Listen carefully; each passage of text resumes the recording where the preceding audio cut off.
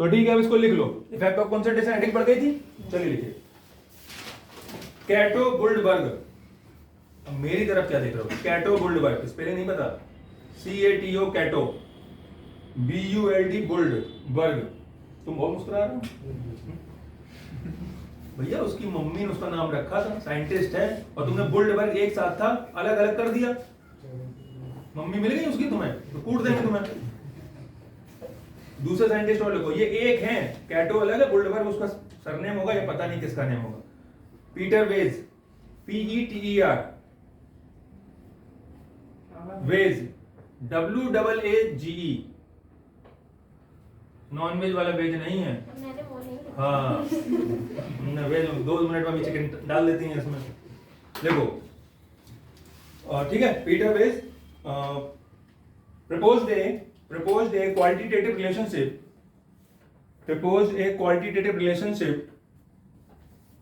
between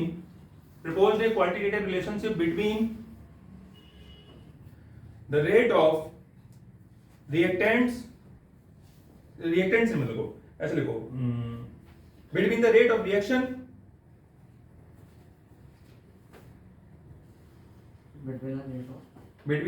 of reaction and the concentration of the reactant, अब सही, between the rate of reaction and the concentration of reactant।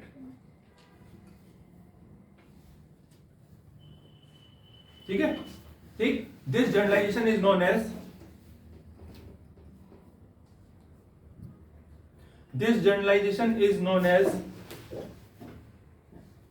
law of mass action। This generalization is known as law of mass action। ठीक है, हर स्थिति में 20 तारीख तक syllabus खत्म करना है, चाहे 8-8 घंटे या 6-6 घंटे ही क्यों ना पढ़ना पड़े। समझ में आया? 1 महीने के ऊपर रिवीजन का टाइम होना चाहिए हर स्थिति में, चाहे कुछ भी करना पड़े। बात क्लियर समझ लो ये, ठीक है। अब इन्होंने एक डेफिनेशन दी थी बहुत बड़ी सी, लिखवाई दे रहा हूं, फटाफट लिख लो। ठीक है, नेक्स्ट लाइन से लिख लो। At a given temperature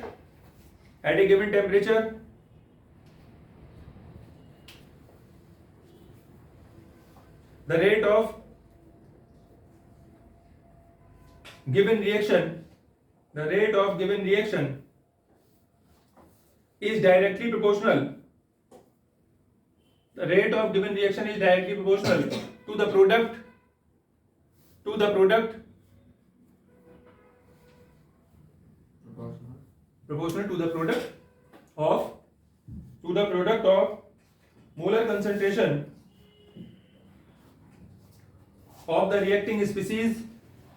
product of molar concentration of the reacting species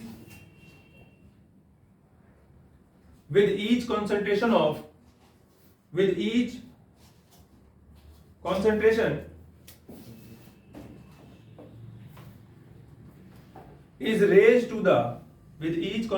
is raised to the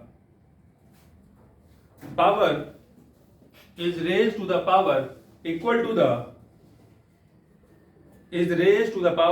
to the numerical coefficients of that species, numerical coefficient of that species in the chemical equation।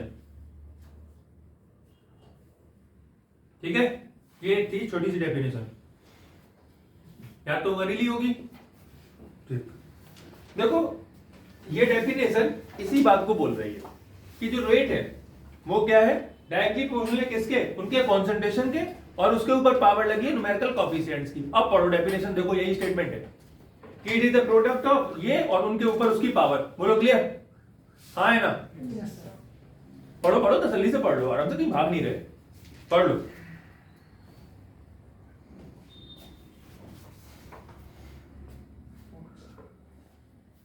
है तो ठीक है।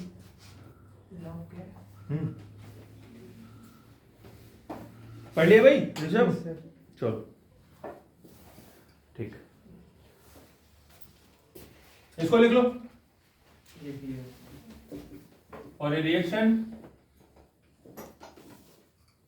और ये यहां लिखो, लिखिए ये देखो, where K is a constant, where K is a constant called, तो बैठे गए हो बराबर में आए हो, लिखना फटाफट जल्दी से, where K is a constant called rate constant और वेलोसिटी कांस्टेंट, रेट कांस्टेंट और वेलोसिटी कांस्टेंट और स्पेसिफिक रिएक्शन रेट और स्पेसिफिक रिएक्शन रेट।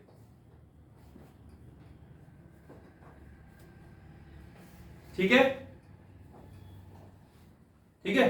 किसी भी कांस्टेंट को कैसे डिफाइन करते हैं, अरे फिजिक्स में पढ़ा होगा यार तुम लोगों ने। अरे भाई इन दोनों की वैल्यू 1 कर दो, R इक्वल टू के।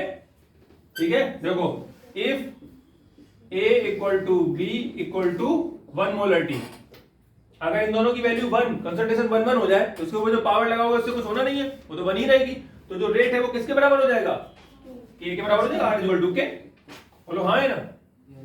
तो किसी भी कांस्टेंट को डिफाइन करने का तरीका क्या है, उसके साइड को 1 कर दो, उसके अदर साइड्स को, तो वो हमेशा सामने वाले के बराबर हो जाता है। ठीक है, इसको लिखो और चल लिखो, लिख लिया, कुछ पूछना है क्या तो लिख लो फिर। क्या हो गया बेटा, देखिए K is defined as the rate of reaction, K is defined as the rate of reaction when concentration of the reactant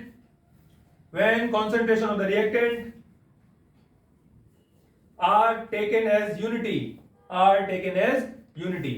ठीक है, ठीक है। मतलब इनका कॉन्सेंट्रेशन हमने यूनिटी मतलब 1 ले लिया तो रेट अपने आप डिफाइन हो जाएगा, मतलब रेट जो है ना वो K के बराबर हो जाएगा। बोलो क्लियर? हाँ भाई कुछ पूछ रहे हैं? चलो कोई बात नहीं समझ में आया, क्या नहीं आया समझ बताओ, आया क्या नहीं ये तो बताओ, आया क्या ये पूछ लो, तुम बता दो। ये बात समझ में आ गई? अच्छा चलो ठीक है, जिसको भाई नहीं आ रहा दोबारा समझ लो, कोई दिक्कत वाली बात नहीं है। ये रिएक्शन समझ में आई? हाँ ना बोलो, ये गर्दन गोल सी मत घुमाओ। हाँ ये क्या चीज है बताओ भाई, जिसको नहीं आ रहा तो क्या हो गया, उसे नहीं आ रहा वो समझ रहा है, तुम कितना निकाल ले। हाँ मतलब क्वेश्चन नीचे लगाए जाते हैं यहाँ पे, हिसाब नहीं आ रहा,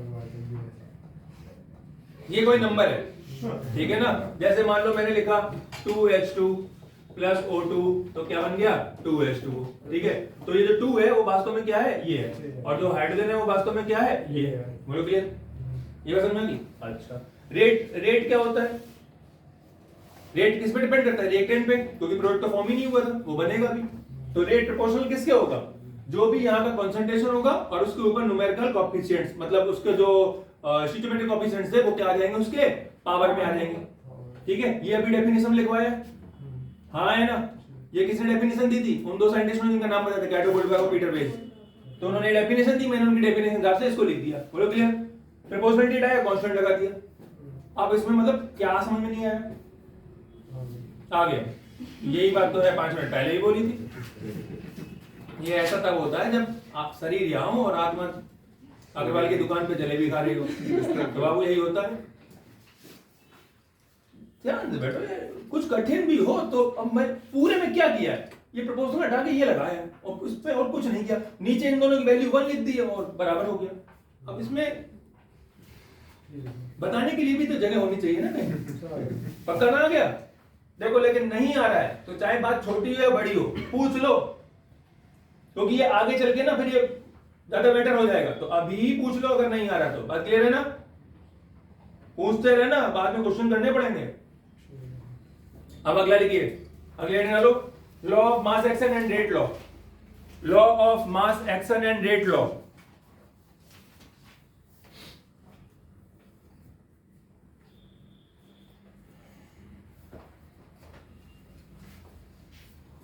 कोई बताएगा ये लॉ ऑफ मास एक्शन क्या होता है किसी को कुछ जानकारी इसके बारे में? और रेट लॉ क्या होता है? ग्रेट लॉ, रेट नहीं, ग्रेट कोई लॉ नहीं है, रेट है सर वो इक्विलिब्रियम आ रहा है। हाँ इक्विलिब्रियम बात। सर वो अल्फा बीटा लगाते थे ए और बी की जगह पे, बात तो कुछ आई है, पी क्यू भी लगा देते थे। अब के की वैल्यू इक्विलिब्रियम कांस्टेंट की होती थी।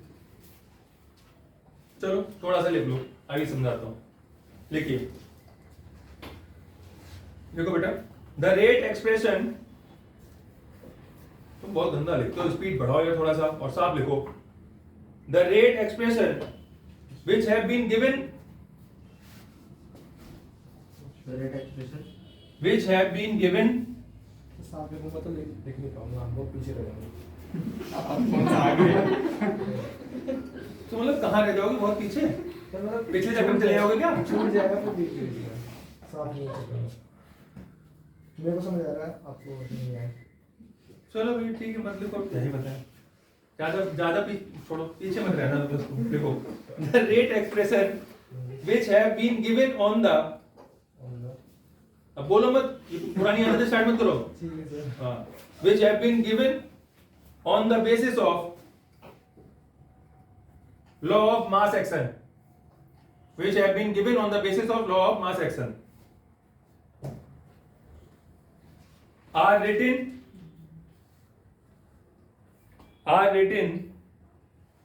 on the basis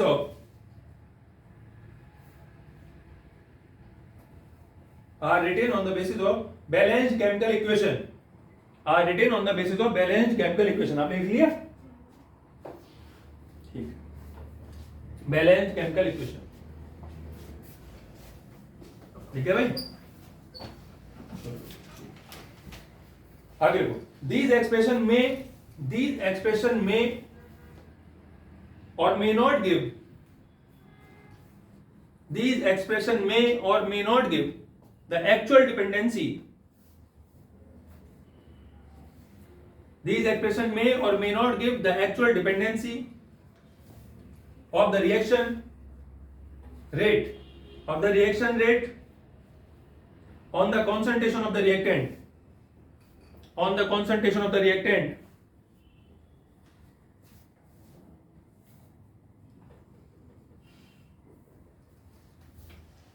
ठीक है।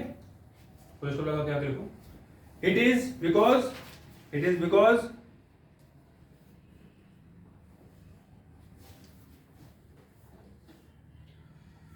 the actual relationship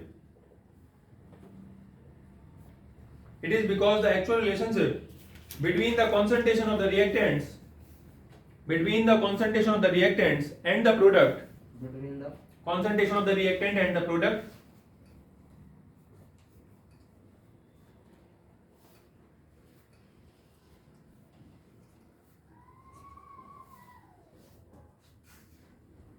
प्रोडक्ट मत लिखो यार, ऐसे लिखो बिटवीन द, क्या लिखा है, it is because the actual relationship between the concentration of the reactant, है ना, एंड द रिएक्शन, प्रोडक्ट काट दो, and the reaction rate is determined experimentally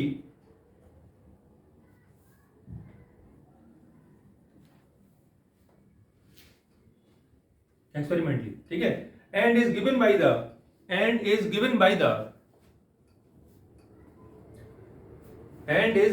expression called rate law expression,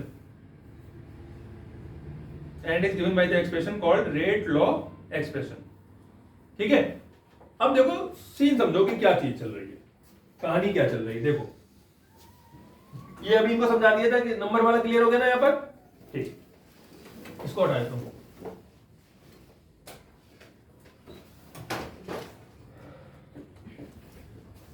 देखो एक है लॉ ऑफ मास एक्शन, जो कि पहले से पढ़ रहे हैं हम लोग, ठीक है।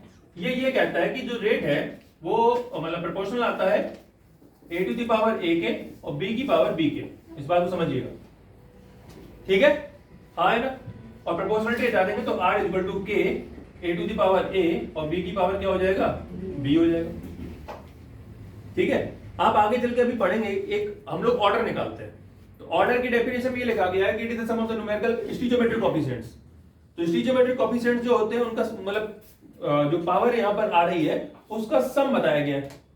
अब आप एक बात सोचो कि अगर मैंने इस इक्वेशन को ले लिया हो इसको, और इसके लिए r निकालूं सपोज, बाकी सभी चीजें मानते हुए, के, है ना, इनकी वैल्यू कुछ लिख लो आप, 1 2 3 4 जो कुछ भी है, तो क्या बन जाएगा S2 की पावर 2 और O2 की पावर 1, तो ऑर्डर क्या हो जाएगा 2 + 1 3 हो जाना चाहिए, हाँ है ना, हो जाना चाहिए कि नहीं, मैं ये नहीं कह रहा ऐसा है, मैं कह रहा हूं हो जाना चाहिए, ठीक है। और अगर अब इसी बैलेंस्ड इक्वेशन में मैं 2 का मल्टीप्लाई कर दूं तो क्या हो जाएगा, ये हो जाएगा 4H2 + 2O2 और एरो 4H2O, और अब इक्वेशन सेम है, बन तो पानी रहा है ना, चीज सेम है, लेकिन रेट क्या हो गया, अब रेट की इक्वेशन जो बनेगी तो H2 के ऊपर पावर लग जाएगी 4 की और O2 के ऊपर लग जाएगी 2 की, और ऑर्डर निकालोगे तो 6 हो जाएगा, जबकि ऑर्डर किसी भी रिएक्शन का एक ही निकलता है और एक ही चलता रहता है, बदलता नहीं है। तो ये बात समझ में आ रही है क्या, कि अगर मैं जो आपके स्टीचोमेट्रिक कोएफिशिएंट्स है, जो न्यूमेरिकल वैल्यू आगे लिखी हुई है, इसको पावर में यूज करते हुए और उससे ऑर्डर निकालूंगा, तो ये पॉसिबल है कि ऑर्डर निकल आए, और ये भी पॉसिबल है कि ऑर्डर गलत निकल आए। बात समझ में आई ना, हो सकता है कि उसका ऑर्डर मिनिमम वैल्यू पे 3 ही आ रहा हो, ये भी हो सकता है नहीं आ रहा हो, समझ में आई मेरी बात, हाँ है ना। इसलिए रेट जो लॉ ऑफ मास एक्शन से ऑर्डर निकाला जाता है वो सही हो भी सकता है और नहीं भी हो सकता है, कोई गारंटी नहीं कि सही होगा, ठीक है। ये पहले पैरा में मैंने लिखवाया है, उसको पढ़िएगा कर जाके उसको, और दूसरे पैरा में मैंने ये लिखवाया है कि इसको फिर हम लोग रेट लॉ से करते हैं। रेट लॉ क्या कहता है, ये दूसरा है, ये लॉ ऑफ मास एक्शन का था, ठीक है। रेट लॉ क्या कहता है जरा उसको भी समझ लें। रेट लॉ ये कहता है, इसी बिल्कुल पहले, R equal to A to the power P और B की पावर Q, ये कहता है, और प्रोपोर्शनलिटी साइन आएंगे तो R इक्वल टू K और A की पावर P और B की पावर Q, और P और Q का सम 100% ऑर्डर आएगा, इसमें कोई डाउट नहीं। ऐसा कौन बोलता है, रेट लॉ बोलता है, ठीक है। और हमने चेक करके देखा तो बात भी बिल्कुल सही है, P और Q का सम हर बार ऑर्डर आया, गड़बड़ नहीं हुई। अब बात आती है कि P और Q है कहां, भाई ये तो A और B तो समझ में आ रहे थे, P Q आए कहां से, तो P और Q एक्सपेरिमेंटल वेरीफाइड वैल्यूज होती है, एक्सपेरिमेंट से निकाली गई वैल्यूज होती है, ठीक है ना। तो अभी हम इसको करेंगे, इसके 2-4 क्वेश्चन देखेंगे अभी, ठीक है ना।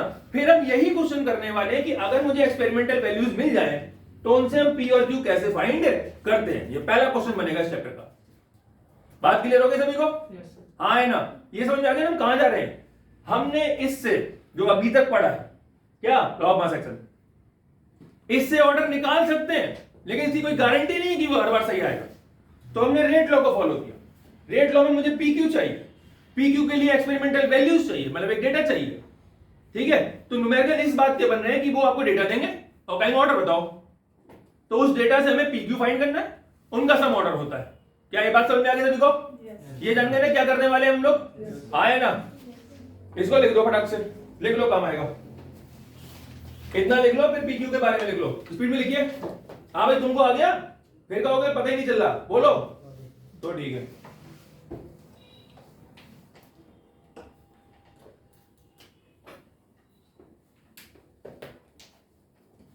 लिख लीजिए, स्पीड में करिए इसको।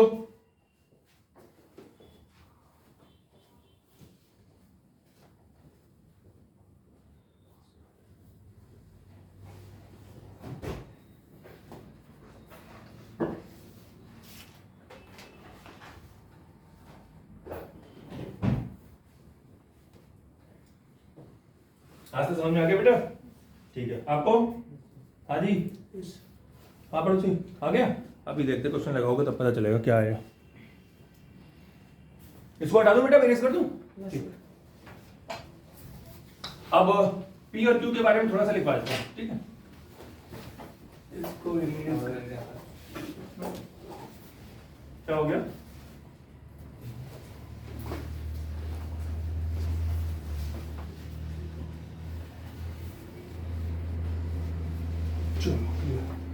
इसमें लिख लो where P and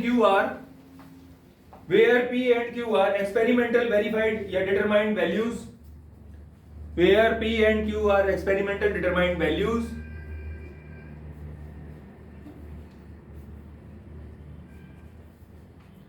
which are called order of A and B, which are called order of A and B respectively, which are called order of A and B respectively। A capital बनता है, small ई में इतनी देर समझा रहा हूं, अगर आप small ए बनाओगे तो वो नंबर को डिनोट करता है, बताया ना इतनी देर से। फिर which are called order of A and B respectively, ठीक है। therefore overall order of the reaction is P plus Q, therefore overall order of the reaction is P plus Q, ठीक है। कोई कंफ्यूजन तो नहीं, अभी जान गए ना हम लोग क्या करने वाले हैं अभी, ठीक है। चलिए अब इसमें एक ऑर्डर, एक लाइन छोड़ के लिखो, ऑर्डर की भी थोड़ी सी डेफिनेशन लिख लो, ठीक है। पता तो रहेगा ना ऑर्डर होता क्या है। लिखिए, order of a reaction is defined as the order of a reaction is defined as the sum of the powers to which the concentration terms are raised, to which the concentration terms are raised in the rate law expression, in the rate law expression, ठीक है भाई। पक्का? मैं आपको 5, 6, 10 question दूंगा अभी, ठीक है भाई। एक क्वेश्चन करके दिखाऊंगा, ठीक, जिसके भी सारे सही क्वेश्चन हो जाए तुरंत जाए समोसे ले आए। अरे जिसके सही होंगे वो सबके लिए दूसरा देखेगा कैसे खाए जाते हैं। जैसे क्वेश्चन नहीं करने आ रहे वो खा के क्या करेगा, ठीक है ना। 8-10 क्वेश्चन लिख देता हूं, जिसके सारे सही हो जाए तुरंत जाए दौड़ता हुआ समोसे लेके आए, ठीक है, या जो भी खाना है ले आना। अब इसका मतलब ये नहीं कि तुम पिज्जा ऑर्डर कर दो वहां पे जाके, ठीक है, 10-20 रुपए तो ऊपर निकलना। N2O5, ठीक है, रिएक्शन है, लिख दो 2NO2 प्लस O2। अब क्वेश्चन लिख के जाइए बेटा, ठीक है। सेकंड है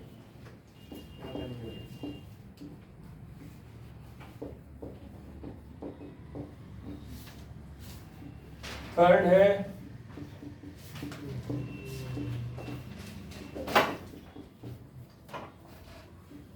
फोर्थ, आसपास लिख देना चाहिए था हमें कौन सा करना है।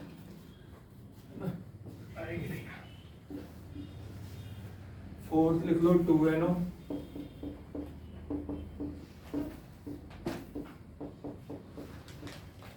फिर पे कीजिएगा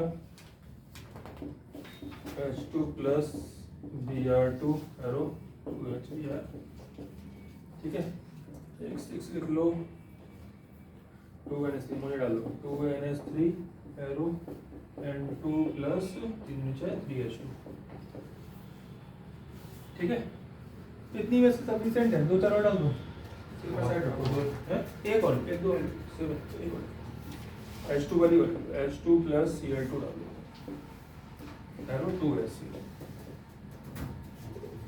ठीक है भाई। 7 लिखिए, एक मैं कर देता हूं, 6 तुम कर लो, जिसकी सारी सही हो जाए ना तुरंत जाए पिज्जा समोसा बर्गर फर्गर जो भी लाना है तुम खाओ, ठीक है।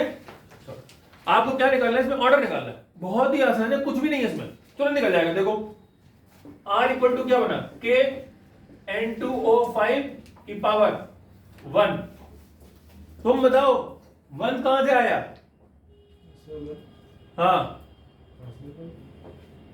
मैं तुमसे पूछ रहा हूं कहां से आया, तुम हमसे पूछ रहे हो कहां से आया, फिर आई कहां, कुछ नहीं आया। पी मत कर भैया, ये लिखा 1, कहां लिखा है, देखो यहाँ लिखा 1 नहीं दिख रहा है। रुक जा भाई, तू अच्छी आदमी हो, चुप हो जाओ, तुम बताओ। नहीं 1 होता नहीं है, तुम्हें दिख रहा है 1? नहीं दिख रहा, दिखेगा नहीं सर, होता है। हाँ ठीक है, दिखेगा नहीं लेकिन होता है, ठीक है, समझ गए बात, समझ गए ना। तो ऑर्डर कितना निकलेगा, ऑर्डर 1, जोड़ने के लिए कुछ चाहिए नहीं, 1। क्या ये बात समझ में आ गई, हाँ है ना, समझ गए सभी लोग। इन सभी रिएक्शनों के लिए ऑर्डर निकालना है बिल्कुल इसी तरीके से। इसका 2 और बताओ, अब सारे हम ही कर देंगे, 2, 3 जितना भी हो। वो बफेलो पिज्जा का नाम सुना है तुमने, सुना है? अभी नीचे खड़ी है, बताओ ताजा ताजा बनवा दें। तो उसमें राइटिंग साइड में कुछ नहीं, प्रोडक्ट से कोई मतलब नहीं, कभी भी प्रोडक्ट से कोई लेना देना नहीं है। और आप पूछो मत, करना तुम्हें, और मैं तो इसका बताऊंगा, इसका 2, इसका 50, इसका 100, इसका 150। अपने हिसाब से करो, हमसे क्यों पूछ रहे हो?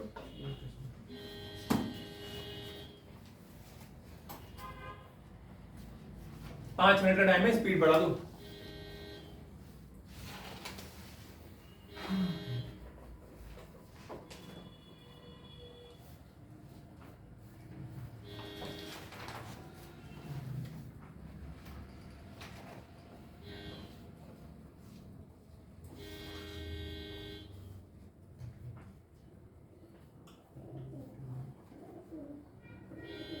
कबूतर ही बोल रहा, बाबू जल्दी कर लो फटाफट। हाँ विश्वास का क्या कह रही हो, हम बोर्ड पे कर देंगे तो कॉपी पे तो कर दो कम से कम।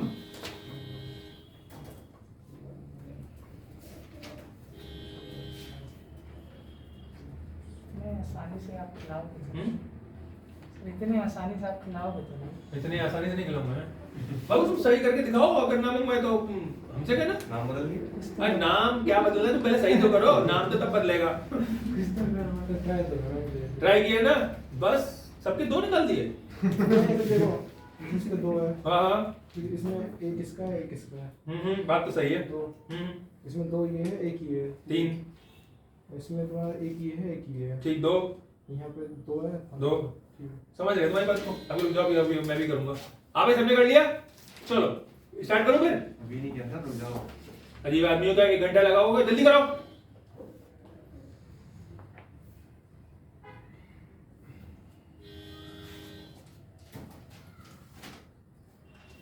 ठीक है, पक्का?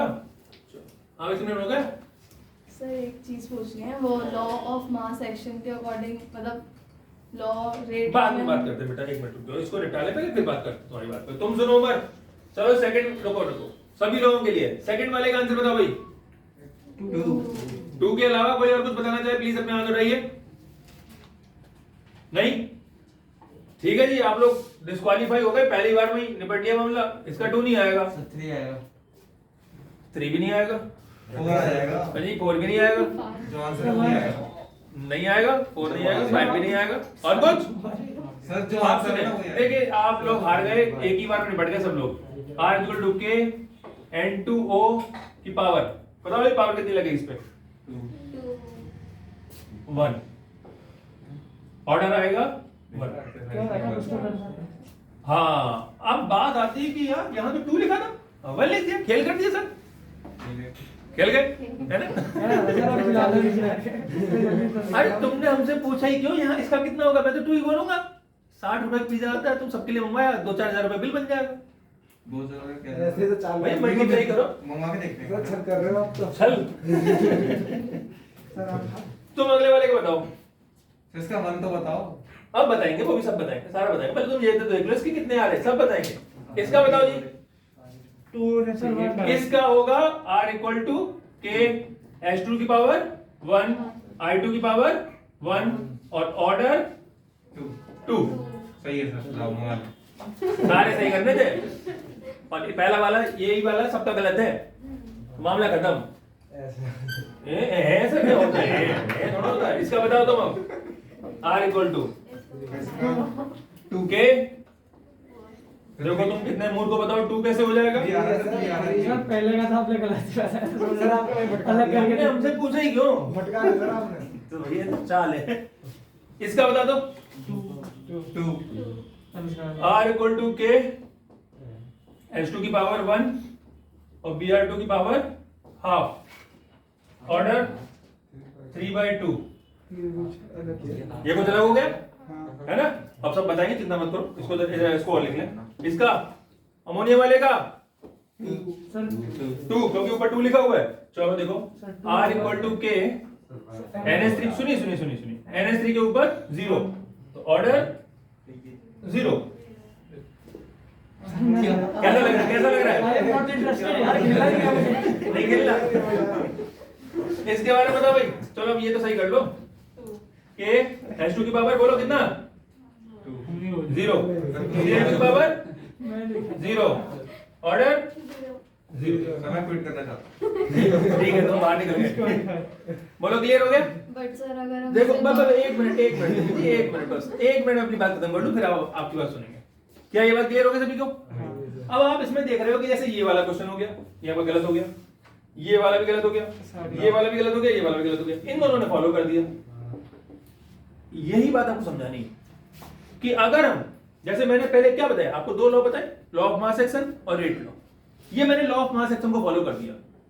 ये जो वैल्यू है ना, ये यहाँ पे मैं 4 लिख सकता हूँ और यहाँ पर फिर 4 करके यहाँ पे 2 लिख सकता हूँ, बैलेंस कर सकता हूँ ना। ये मैंने किसको फॉलो किया? Law of mass action. Law of mass action मैंने पहले समझाया था कि law of mass action correct हो सकता है, नहीं भी हो सकता है, गारंटी नहीं है, बताया था ना। तो इसीलिए कुछ की वैल्यूज उसके ऑर्डर से मैच की हैं और कुछ की नहीं कर रही हैं। तो गारंटी कैसे मिलेगी, कैसे पता चलेगा कि ये सही है? उसके लिए आपको एक्सपेरिमेंटल डेटा होना चाहिए। किसी भी रिएक्शन को देख के गारंटेड ये नहीं बोला जा सकता कि नहीं ये तो इतनी है, अनटिल अनलेस आपको याद ना हो। समझ आया ना? इट मे बी पॉसिबल कि वो उतना ही ऑर्डर दे रही हो जितना आप बोल रहे हैं, और ये नहीं भी हो सकता है कि वो ऑर्डर उतना ना दे रही हो। ये बात क्लियर है? कोई कंफ्यूजन? आप बताओ। सर फिर पढ़ाते क्यों नहीं? वो बताएंगे, उसके बारे में बताएंगे। ठीक है, पहले इतना क्लियर हो गया? हाँ है ना? समझ गए? आपको समस्या समझ में आ गई ना? ठीक है। अच्छा, अब ऐसी रिएक्शनों को बोलते क्या है जिनका ऑर्डर हो कुछ और दिखे कुछ। इनका ऑर्डर देख तो कुछ और रहा है, लग रहा था 2 होगा, निकला 1.5। इसका कॉम्प्लेक्स रिएक्शन कहते हैं। नहीं, बिल्कुल ऐसा कोई रिएक्शन नहीं होता है, ऐसी बात है। ऐसी रिएक्शन है, ये क्या है? सीडो ऑर्डर रिएक्शन है।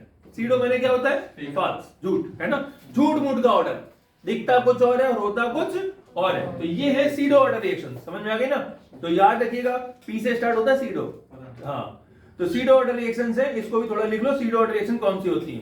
जिनका ऑर्डर, एक्चुअल ऑर्डर कुछ और होता है और अपीयरिंग ऑर्डर कुछ अलग सा दिखता है। अब बताओ तुम क्या कह रही थी बेटा? तो मैं ये कह रही थी, मैं कह तो रहा था, मेरी बात सुनो, उसके बाद कुछ कहने के लिए नहीं होगा, खत्म।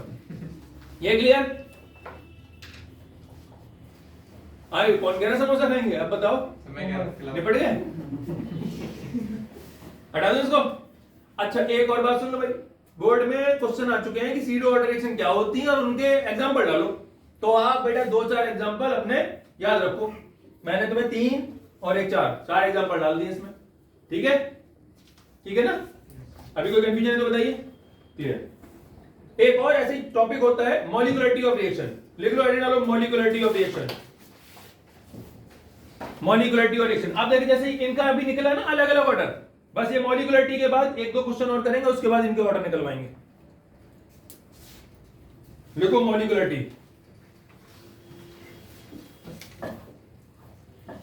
ठीक है, लिखिए, the number of reacting species, the number of reacting species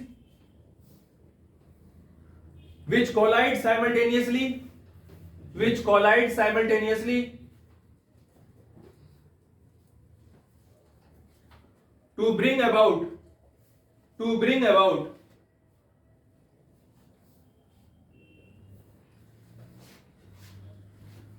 a chemical reaction, to bring about a chemical reaction is called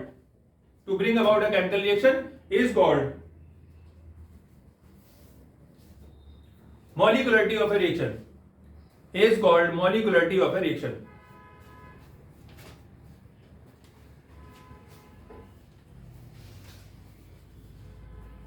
clear है? अब इसमें कोई कंफ्यूजन, इसमें भी कोई कंफ्यूजन लग रहा है क्या? पक्का? ठीक है, देखिए इसको, ये बहुत आसान है, आप 1 मिनट में समझ जाओगे। इसको हटा दूं? इसी में भी समझाया जा सकता है, चलो अलग ही समझाया दो। देखो, 2 रिएक्शन समझ लो, अभी आप आ जाएगा। जैसे मान लो रिएक्शन लिखी हुई है H2O2, ठीक है, और इससे बना दिया मैंने H2O और प्लस हाफ O2। ठीक है, कितने मॉलिक्यूल इस्तेमाल किया? 1। तो ये यूनिमॉलिक्यूलर हो गया, बस इतना ही आसान। अगर 2 मॉलिक्यूल होते तो बाइमॉलिक्यूलर हो जाता। ठीक है, 2 मॉलिक्यूल का मतलब क्या है? 2 मॉलिक्यूल का मतलब है H2 प्लस Cl2, 2HCl, ये बाइमॉलिक्यूलर है और ये यूनिमॉलिक्यूलर है।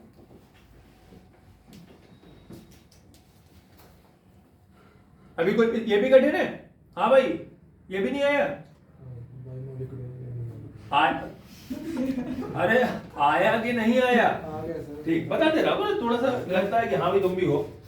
सर जैसे हाँ। फोर्थ जो रिएक्शन है NO2 वाली, यहाँ पर 2 लिख दो या 3 लिख दो, रहेंगे तो मॉलिक्यूल 2 ही ना। ओके ठीक है, ठीक है, नंबर से मतलब नहीं है, मॉलिक्यूल से मतलब है। अभी इसमें कोई देखो रिएक्शन पढ़ो, उसको डेफिनेशन पढ़ो, देखो क्या लिखा हुआ है, क्या लिखा हुआ है, number of reaction, number of reacting species. समझ में आया ना? अब ऐसे तो हम टेस्ट ट्यूब में बहुत सारे अनकाउंटेबल नंबर ऑफ मॉलिक्यूल लेके जाएंगे तो उनको कहां से कैलकुलेट करते फिरेंगे, ठीक है ना? अभी कोई कंफ्यूजन इसमें? पक्का? अब तुम्हें एक तरीका सिखाता हूं, देखो क्वेश्चन तो अब हम लोग बच्चे जस्ट इसके बाद करने वाले हैं, लेकिन एक तरीका ये भी है कि हम बिना क्वेश्चन किए भी लगभग आंसर के पास पहुंच सकते हैं, ठीक है ना? नियर अबाउट हम समझ जाएंगे कि आंसर हमारा यही होना चाहिए, ठीक है? कैसे? उसकी यूनिट से। हर कांस्टेंट के लिए यूनिट अलग अलग है, और इसलिए यूनिट को स्टडी करके भी हम लोग इस बात को पता लगा सकते हैं कि आंसर मेरा कितना आना चाहिए। बात समझ आ गई? ठीक है, तो आप एक हेडिंग डालो, unit of rate constant, unit of rate constant.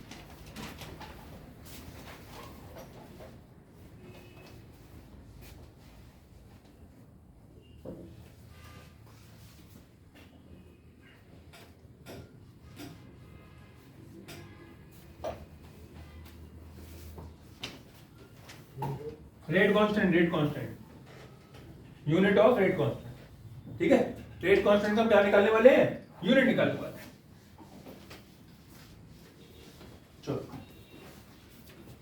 देखो, इसका वैसे तो एक छोटा सा डेरिवेशन है, मामूली सा 2-3 लाइनों का, ठीक है? वो डेरिवेशन भी कर सकते हैं, अदरवाइज हम लोग उसको सीधा सा याद भी कर सकते हैं कि फॉर्मूलेट क्या है, ठीक है? हम लोग ये करने के बाद स्वस्थ का करके दिखाएंगे बोर्ड पे क्वेश्चन, ठीक है? कोई इफ यट बट नहीं, कॉपी पे सबको करना है, ये बोर्ड पे करेंगे, ठीक है? क्योंकि इनका ध्यान कहीं और है। ए से बन रहा है प्रोडक्ट, ठीक है? मैंने इस बार प्रोडक्ट क्यों लिख दिया? क्योंकि कहीं से भी आपके मन में ये ना आए कि हम इसको लेना है, इससे हमें कोई मतलब नहीं है, BCD कुछ बन ही नहीं रहा, प्रोडक्ट लिखो। बात क्लियर हो गई? हाँ है ना? ये किस ऑर्डर की रिएक्शन है? nth ऑर्डर की है, मतलब ऑर्डर मुझे पता नहीं है, n से n तो ले ही सकते ना, 0 1 2 3 n, ठीक है? अब आप समझे रेट लॉ के हिसाब से क्या होता है, अकॉर्डिंग टू रेट लॉ। इससे तो कोई मतलब नहीं होता। R क्या होता है? R equal to K, A to the power क्या हो जाएगा? n। समझाया था ना आपको? Yes sir. आपको 1 क्यों नहीं लिखा? अरे मैंने nth ऑर्डर बोल तो दिया है, मैं उसको पहले से बता रहा हूं कि आपका n ऑर्डर है, इसका मतलब यहाँ पे वैल्यू n चल रही होगी। क्या ये बात क्लियर हो गई? अभी बोलो, क्लियर है ना ये बात? तो मालूम है आप नीचे देख रहे थे जब मैं आपको समझा रहा था, अगर आपका ध्यान नहीं है तो फिर चैप्टर गड़बड़ हो जाएगा। ध्यान लगाओ यार, पढ़। मैं ये कह रहा था कि ए के आगे क्या लिखा हुआ है? 1, बेसिकली 1 लिखा हुआ है, लेकिन चूंकि मैं आपको बता चुका हूं कि nth ऑर्डर की है, तो हमारे ऊपर ये जो पावर आएगी वो वहां पे कितनी आ जाएगी? n आ जाएगी, क्योंकि यही तो ऑर्डर डिसाइड कर रहा था, यस सर। ठीक है? इतना क्लियर है? ठीक है। रेट की यूनिट क्या होती है?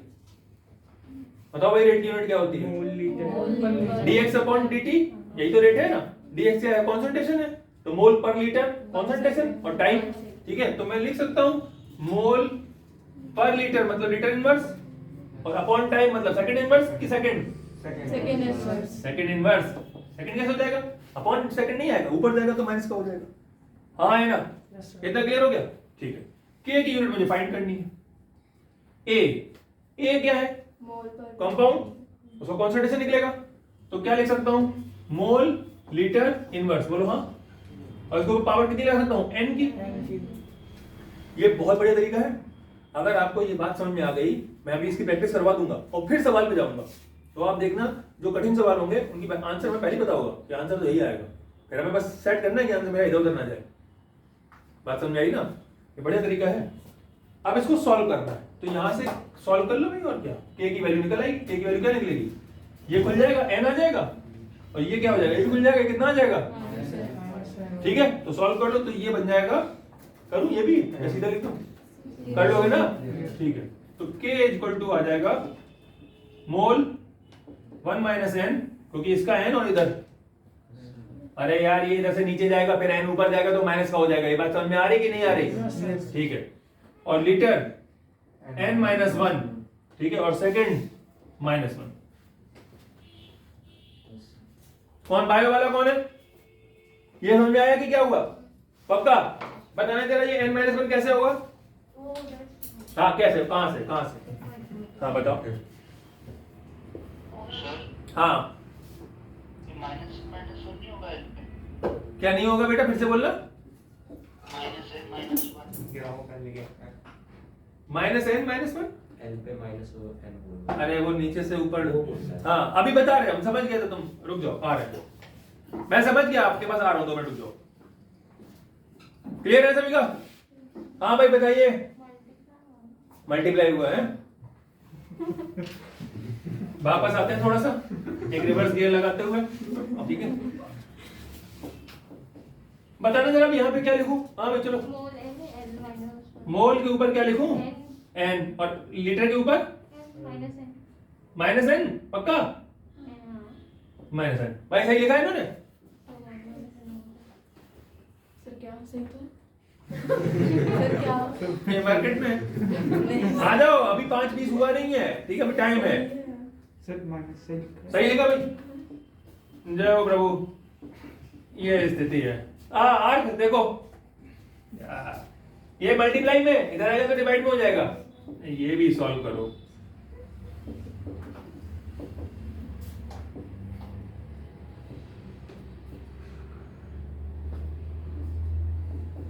ये दोनों अगर मैं ऊपर ले जाऊं तो क्या होंगे? अरे ये माइनस का है तो प्लस का हो जाएगा, ये माइनस का है, ये प्लस का है तो माइनस का हो जाएगा, और ये माइनस का है तो प्लस का हो जाएगा। उल्टे हो जाएंगे ना साइड। चलो भाई ठीक। तो देखो क्या बन गया, मोल यहाँ पर कितनी पावर है? 1, ठीक, और ये ऊपर पहुंच गया तो क्या हो गया? Mole n. बोलो हाँ। चलो जी धन्यवाद, ये आप लोग देख तो रहे हो, ठीक है। देख रहा था कहाँ पे हो? लीटर माइनस 1, और ये वाला माइनस एन ऊपर जाएगा तो प्लस का, ठीक है। सेकंड तो ऊपर ही है, कोई दिक्कत ही नहीं है, ठीक है। ये मल्टीप्लाई में तो पावर क्या हो जाती है? साइन के साथ सम। हाँ है ना? तो चलो भाई फिर लिख देते हैं, मोल 1 माइनस एन। लिख सकते हैं कि नहीं? अभी भी नहीं लिख सकते? और ये प्लस का है, ये माइनस का है, तो लिख दो n माइनस 1 हो जाएगा, और सेकंड इनवर्स 1। आज भाई कुछ कह रहे थे तुम, पता नहीं क्या माइनस का क्या प्लस का। हो गया क्लियर सभी को? लिख लीजिए। और क्या सॉल्व करूं उसमें, तो कुछ बचा भी नहीं है। फटाफट कॉपी कर लो बेटा जल्दी से। पूरा कॉपी कर रहे हैं, कॉपी को एकदम छाप दोगे हैं। इसको भी देख देख के लिखोगे, अपनी मन से लिख लो। हद हो गई यार।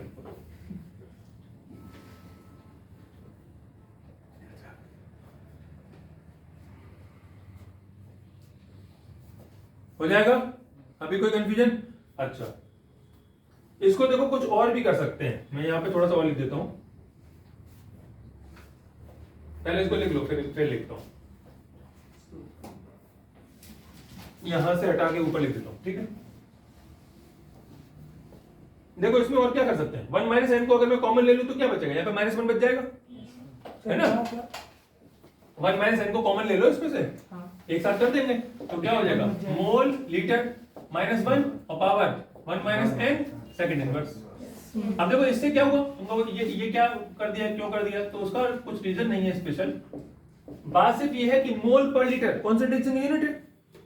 हाँ है ना? कॉन्सेंट्रेशन यूनिट है ना, और 1 माइनस एन हमने पावर लगाया, सेकंड इनवर्स से लिया, तो इससे याद रखना आसान हो गया और कुछ नहीं होगा। ये देखो ये क्या लिखा है, dx अपॉन dt, उसके ऊपर 1 माइनस एन की पावर है बस, खाली इसे याद बना रहेगा। क्लियर है? Yes sir. ठीक है, आगे लिखो। इसी का एक और तरीका है, ठीक है ना?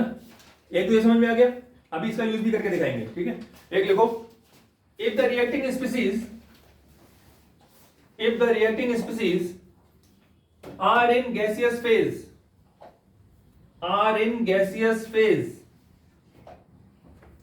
अगर गैसियस फेज में हो तो के क्या हो जाएगा? एटमॉस्फेयर में आ जाएगा, ठीक है ना? पावर वैसी रहेगी 1 minus n second inverse. Concentration की जगह एटीएम ले लिया, प्रेशर आ जाएगा फिर तो गैसियस स्टेट में। समझ गए ना, बाकी सारा खेल वैसे ही, ठीक है।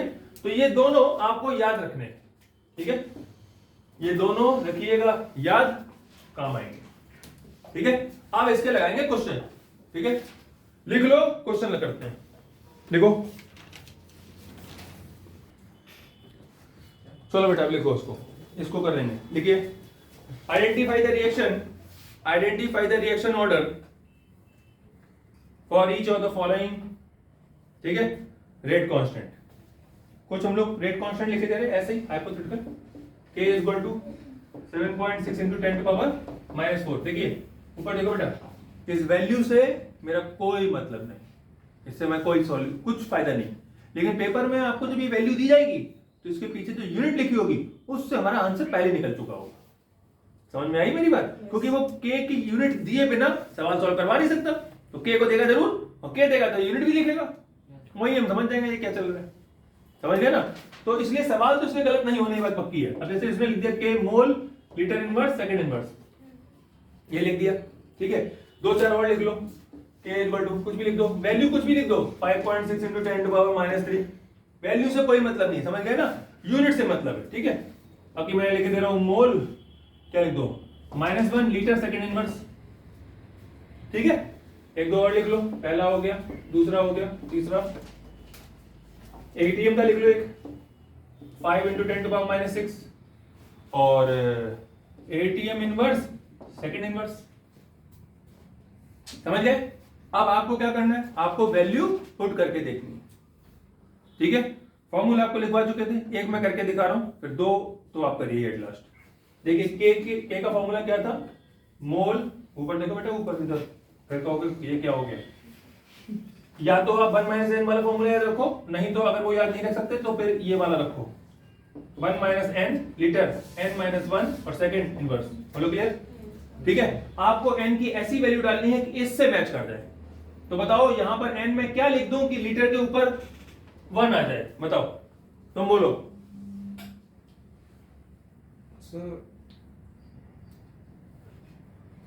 यहां n की कितनी वैल्यू रख दूं कि यहां पे प्लस का 1 आ जाए, 0 रख दूं, ठीक है भाई।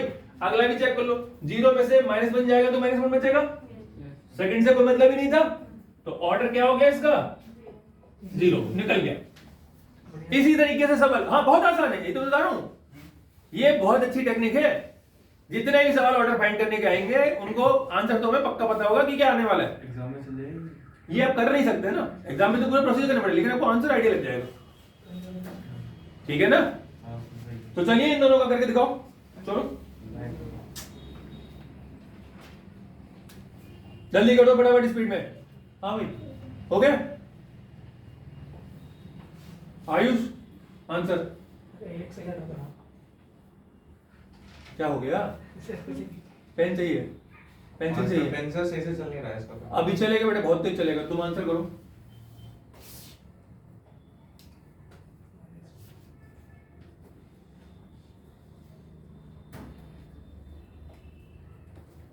चलो भाई इसका आंसर बताओ, आयुष बोलो आंसर, 1 पक्का। देखो बाबू 10 बार चेक किया करो, इतनी छोटी चीज पे भी तुम गलत आंसर बोल रहे हो, 1 कैसे हो जाएगा, निशा आंसर बोलो। कुछ गलत आ गया, 2 सेकंड 2 होगा, ऊपर देखो, यहां 1 रखो, 1 में से 1 गया -1, कौन सी गणित, कौन क्या क्या पढ़ा है मैथ में, आयुष नहीं दे रहा मैं तो भैया जी 1 में से कितना माइनस करना है कि, समझ गए ना भैया जी, क्या आएगा ऑर्डर, 2 आएगा, यहाँ 2 लिख दो तो -1 आ जाएगा, ये तो कोई बहुत बड़ा कोई साइंस तो लग रही है। अब अगला तुम बताने जा रहे हैं ना, हाँ पता अगला बताओ। लेकिन मैं पूछ रहा हूँ इसका, अब तुम पहले बताओ, हर बार जैसे हम पूछने चले तुम पूछ लेते हो, इसका आंसर बताओ पहले। ये वाला फॉर्म तो देगा दूसरा, अरे जो लगेगा लगाओ, आंसर बोलो।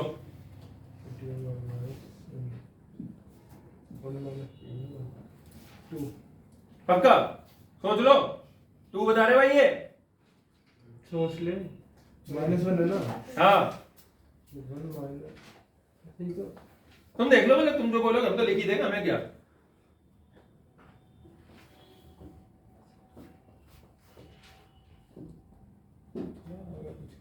अलग लग रहा है ना थोड़ा सा? मैथ्स का है। लिख दूं k is equal to ATM 1 minus n second inverse. आप बताओ कितना लिख दें? -1 आना चाहिए ना।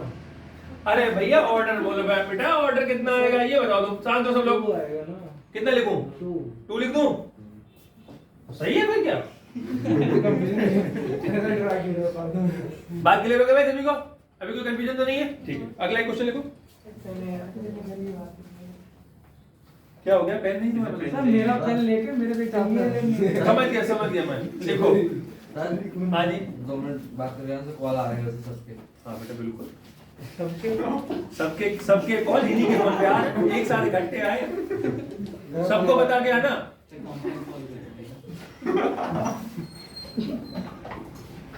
मतलब ये सुविधा भी टेलीफोनिक हो गई है। 15 मिनट बाद आना।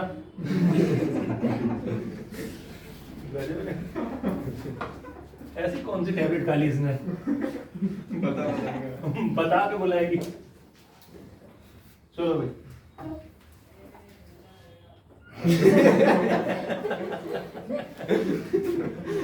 सही किया। देखो सुनो, आज इतना चैप्टर खिंच जाएगा ना, ये सही रहेगा, तो अगले वीक तक ना तुम उतना कवर कर लोगे, फिर न्यूमेरिकल अगले वीक में करवा दूंगा, काम खत्म। ठीक है ना? कम भी होगा तो कम से कम इतना निपटा लो। जितना ज्यादा रिवाइज करोगे, जितना ज्यादा क्वेश्चन लगाओगे, उतना ही चांस होगा कि आपका क्वेश्चन सही जाएगा। 2 क्वेश्चन लगा के जाओगे तो क्या चांस बनेंगे? देखिए इसको सुन लेते हैं, ठीक है? कुछ होगी समस्या। चलो अब लिखना चालू करो। देखो, what is the molecularity of a reaction? What is the molecularity of the reaction? ठीक है, रिएक्शन रही है Cl हाफ Cl2, बस इतना है।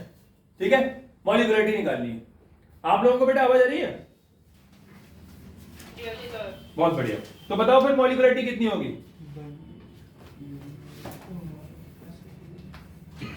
अब क्या इसमें भी एक साल लगेगी? बोलो 1। लिख लो मॉलिक्युलरिटी 1। ठीक है, अभी आ गया। अब देखो आपको जो अभी समझाया है, इसका यूज करके देखो न्यूमेरिकल कैसे बनाया सकता है। एकदम बेहतरीन क्वेश्चन लिखो। देखो इसको चेक कर लेता हूं। एक क्वेश्चन लिखो बढ़िया सा। 2a एरो x2 लिखिए। The rate of reaction become 27 times. The rate of reaction become 27 times. ठीक है, लिखो। When the concentration of A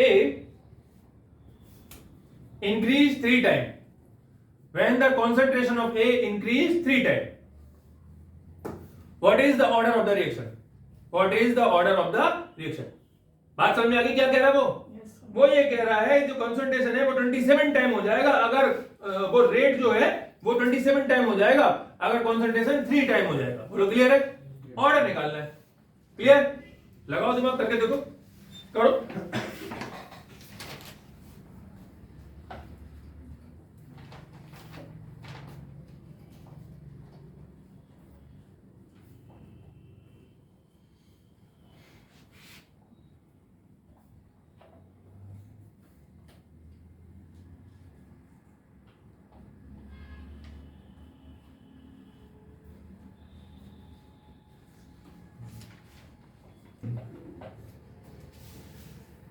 चलो भैया, देखो भैया अब नहीं हो पाया है तो क्वेश्चन देख लो कैसे होगा।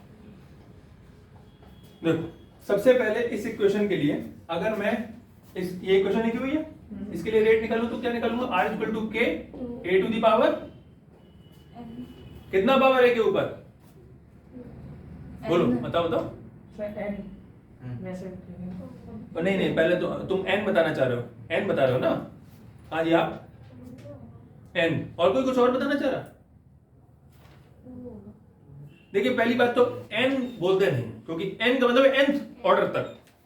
ठीक है, तो वो नहीं बोलना चाहिए आपको जब आपको नहीं मालूम है। क्योंकि आपको देखो मैं फिर से बता रहा हूं, नहीं मालूम है तो फिर से सुनिए। किसी भी स्थिति में मैं इसको 2 नहीं लिख सकता क्योंकि ये पक्का नहीं है कि 2 ही ऑर्डर है। ये बात समझ में आ रही कि नहीं आ रही? हाँ है ना? Yes, sir. तो मैंने क्या समझाया कि अगर आप ए नहीं लिख सकते तो क्या लिख दो, पी क्यू, बताया था अभी। तो यहाँ पे क्या लिख दो, पी लिख दो या क्यू लिख दो, मतलब कोई और अल्फाबेट भी लिख सकते हैं। एन का मतलब थोड़ा सा अलग हो जाता है, एन तो ऑर्डर के लिए चला जाता है, समझ गए ना? तो हमें ऑर्डर डिफाइन नहीं है, तो मैंने पी मान लिया, ठीक है। ए और बी नहीं ले सकते, ए मतलब ए स्मॉल बी का मतलब क्या है, ये नंबर नहीं उठा सकता मैं, न्यूमेरिकल कोएफिशिएंट नहीं उठेगा, ठीक है ना। पी क्यू कुछ इमेजिनरी ले लिया, इतने में कोई डाउट? ठीक है, इसमें मुझे पता क्या है, अभी कुछ नहीं, ठीक है, कोई बात नहीं।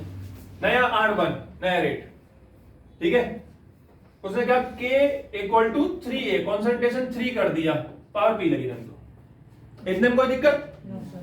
समझ गए ना? तो कॉन्सेंट्रेशन कितना गुना कर दिया, 3 गुना कर दिया। तो उसने ये कहा कि अगर हम इसका कॉन्सेंट्रेशन 3 टाइम कर देते हैं तो रिएक्शन के जो रेट है वो 27 टाइम हो जाते हैं, यही बात बोली है।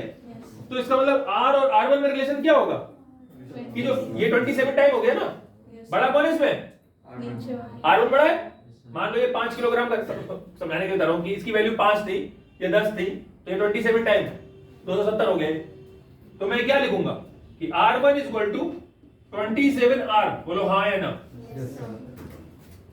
ठीक है। इस स्टेप में ज्यादा गलती हो जाती है, उल्टा लिख देते हैं हम लोग। समझ लो, जो बड़ा है उसके बराबर कर दो, छोटे वाले को मल्टीप्लाई कर दो, ठीक है, हाँ है ना? इसमें वैल्यू डाल दो बेटा, ये वाली K is equal to 3A की power P is equal to K A की पावर P इंटू 27, हाँ है ना? K कट गया, ठीक है, इसको अलग अलग कर देते हैं, 3 की पावर P और A की पावर P। कोई डाउट तो नहीं, इसमें कोई दिक्कत है क्या? नहीं, ठीक है। और इस पे भी ले लेते हैं, तो A की पावर P और ये किसकी पावर बन सकता है, 3 की पावर 3।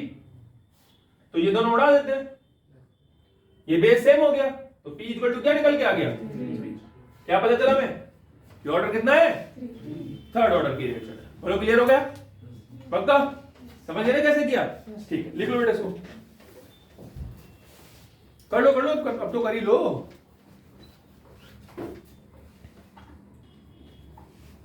लिखिए, integrated rate equation for the zero order, integrated rate equation for the zero order.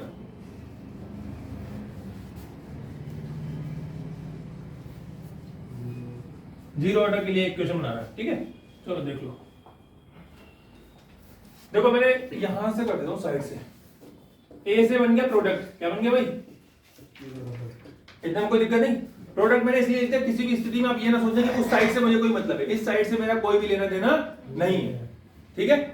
तो इसके लिए ध्यान सुनिएगा, आपने रेट निकालने के दो तरीके सीखे हैं। एक तो वो जो dx अपॉन dt के फॉर्म में है, तो अगर उससे मैं रेट निकालूं तो क्या निकलेगा, माइनस dA अपॉन dt, बोलो हाँ है ना? निकलेगा। यहाँ पे 1 लिखा है तो 1 अपॉन 1 हो जाएगा, और तो कुछ होना नहीं है। बोलो निकलेगा या नहीं निकलेगा? इतने में कौन किसको डाउट है यहाँ तक, पक्का 100%? और दूसरा रेट आपने सीखा है k वाला, r equal to k a to the power, सीखा है कि नहीं? ठीक है, तो मैं जो कि बता रहा हूं कि ये जीरो ऑर्डर का डेरिवेशन है, तो मैं लिखूंगा k a की पावर कितना, 0। यहां तक कोई डाउट?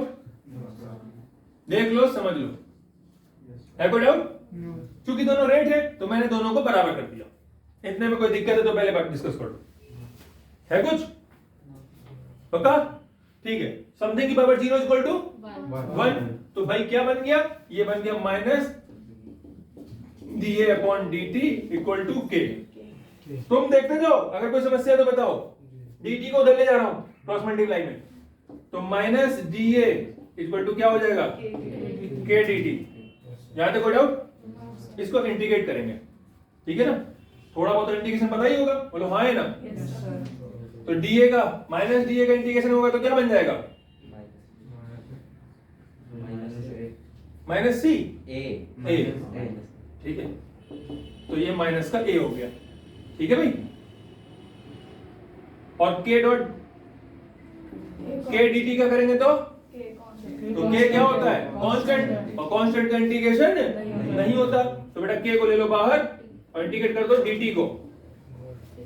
बोलो इतनी बात क्लियर हो गई? t नहीं होगा, कौन था t वाला, कौन था? अच्छा जी, देखते जाओ बेटा टी अभी होगा कि नहीं होगा। टी नहीं होता वैसे। यहां तक जिसको नहीं आया पूछ लो। क्लियर है? पक्का? हाँ है ना, कोई बड़ा काम नहीं किया, नहीं आया तो भी बताइए। ठीक है, अब मैं लिख रहा हूं if time t equal to 0। एक इक्वेशन और लिख लो, फिर लिखो इसको थोड़ा सा इंटीग्रेट और करो। dt का इंटीग्रेशन करेंगे तो क्या होगा? k तो वही है, dt करेंगे तो क्या हो जाएगा? t plus c। बोलो हाँ है ना? हो जाएगा? नहीं हो पाएगा भैया जी, इसका इंटीग्रेशन कांस्टेंट लग जाएगा ना? पता है कि ये भी नहीं मालूम? ठीक है ना? के देखो बेटा कांस्टेंट था, कांस्टेंट का इंटीग्रेशन नहीं हो सकता, तो कांस्टेंट तो बाहर आ जाता है। अब dt का इंटीग्रेशन करोगे तो t हो जाएगा और इंटीग्रेशन कांस्टेंट c आ जाएगा। बोलो क्लियर है? कोई डाउट नहीं? अब ले लो if time t equal to 0। अगर t 0 हो गया, ध्यान समझिएगा, ये स्टेप थोड़ा सा दिमाग से हट जाता है। अगर बेटा t 0 हो जाएगा तो देखो c इक्वल टू क्या हो जाएगा? माइनस ए। तो c इक्वल टू हो जाएगा माइनस ए। ठीक है? इसको करने के कई तरीके हैं, मैं आपको एक थ्योरेटिकल तरीका समझाता हूं। सोचो अगर टाइम ही 0 हो गया, टाइम 0 है तो रिएक्टेंट कितना है तुम्हारे पास? पूरा पूरा है, खत्म नहीं हुआ? नहीं हुआ ना? तो जितना होना चाहिए, मतलब मैक्सिमम अमाउंट है तुम्हारे पास, जो भी तुमने ली थी उतनी पूरी पूरी है, क्योंकि टाइम अभी स्टार्ट ही नहीं की, रिएक्शन काम खत्म ही नहीं होगा। ठीक है ना? तो हम उसको लिख देते हैं ए नॉट से। इससे ए नॉट से। बोलो इतनी बात में कोई डाउट है? देख लो भाई, किसी को दिक्कत परेशानी लग रही है? अब चूंकि ये रिएक्टेंट है, घटेगा तो माइनस का साइन तो लगा ही दो। ठीक है? इसका और भी तरीका है, वैल्यू पुट करके भी इसको समझ सकते हैं। नहीं तो ये बिल्कुल छोटी सी बात है कि टाइम 0 है तो वैल्यू अपने आप ए नॉट के बराबर हो जाएगी। नहीं बात समझ आई? थ्योरेटिकली बात समझ सकते हैं ना, इसको पुट करके भी समझ सकते हैं कि कैसे आ जाता है। अदरवाइज ये बिल्कुल आसान है। यहाँ पर t 0 रखा तो c इक्वल टू माइनस है, और जब टाइम 0 होगा तो वैल्यू इनिशियल मैक्सिमम वैल्यू के पास होगी, और नॉट का मतलब क्या है? पूरी मैक्सिमम वैल्यू, जितना आपने रिएक्टेंट लिया था वो वाली वैल्यू। बोलो यहाँ तक क्लियर? इतने में किसी को भी डाउट है पहले पूछ लो। तुम बोलो, बोलो भाई पीछे। ठीक, c इक्वल टू, ये सब आपस में इक्वल है तो c की वैल्यू की जगह मैं उसकी वैल्यू लिख सकता हूं। तो देखो बेटा क्या हुआ, minus A equal to KT minus A naught हो सकता है कि नहीं हो सकता है? इसको इस साइड ले लो, इसको इधर ले आओ इस साइड, तो क्या हो जाएगा? ए नॉट प्लस में हो जाएगा माइनस ए बराबर KT हो जाएगा। बोलो हाँ है ना? तो K इक्वल टू क्या हो जाएगा? A naught minus a upon t. बोलो इतने में कोई कंफ्यूजन? ये रहा छोटा सा डेरिवेशन, बस। अब जिन लोगों को नोट, कुछ जगह पर आपको नोट नीचे भी देखने को मिलेगा, तो उससे कोई बहुत बड़ी बात नहीं है, ऊपर नीचे कहीं पे लगा दो, दूसरे अंतर नहीं। ए नॉट क्या है? Maximum concentration. ए कुछ कॉन्सेंट्रेशन जो बाद में रहा होगा, और टी टाइम है, और के तो कांस्टेंट है। बोलो क्लियर है? अब नोट कर लो बेटा इसको। बढ़ा ली इसने। दिमाग लगा ले। अरे ठीक है, बात खत्म करो। कितना क्लियर है? यहाँ तक कोई डाउट नहीं? ठीक है, अब हम लोग सीखेंगे हाफ लाइफ। हाफ लाइफ देखो क्या होता है। क्या मतलब है हाफ लाइफ से? कॉन्सेंट्रेशन आधा हो गया, 100 ग्राम लिया, 50 ग्राम बचा। ठीक है ना? उतना टाइम पीरियड। ठीक है, तो इसका मतलब क्या है कि टोटल टाइम अगर टी लग रहा है तो हाफ लाइफ में क्या लिख दूं मैं? टी हाफ लिख दूं? अपॉन 2 नहीं है? ठीक है ना? सफिक्स में छोटा सा लिखा है, रिप्रेजेंटेशन है उसका टी हाफ का। ठीक है ना? थोड़ा सा हाफ लिख दिया, जिससे याद रहे कि ये टी हाफ है। हाँ जी बेटा? स्क्रीन ब्लर आ रही है और आपकी वॉइस भी क्रैक हो रही है। अच्छा अच्छा, ऐसा तो 2-3 बार हो चुका है। इसको नहीं हटाना चाहिए, लिखा रहने दो इसको। हाफ लाइफ देख रहे थे हम लोग, t equal to T half ले लिया था, ये बात समझ आ गई या नहीं आया?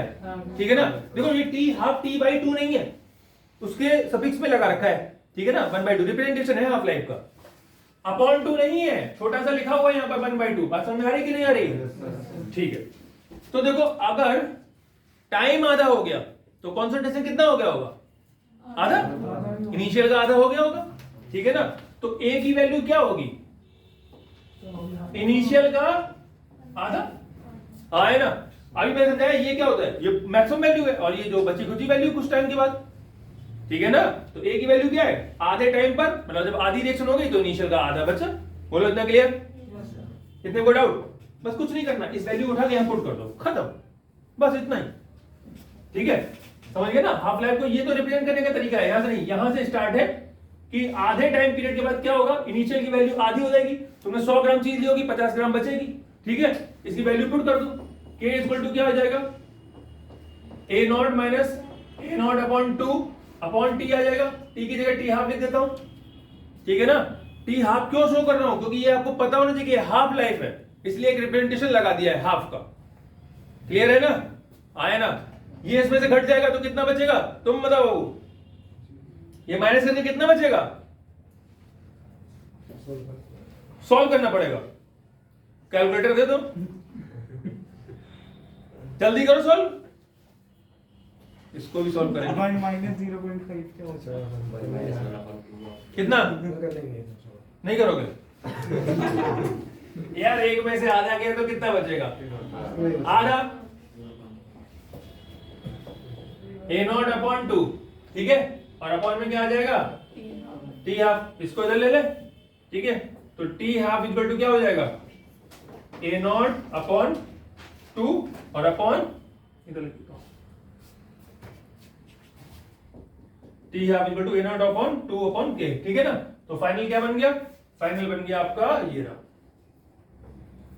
t half equal to a naught upon 2k, बोलो क्लियर, ठीक है। ये आपकी बेटा हाफ लाइफ निकल गई, इसमें कोई डाउट लग रहा है तो पूछ लो, समझ में आ गया सभी को, तुमको आगे समझ में, लिखते जाओ, फिर बैठे को टाइम वेस्ट कर दो।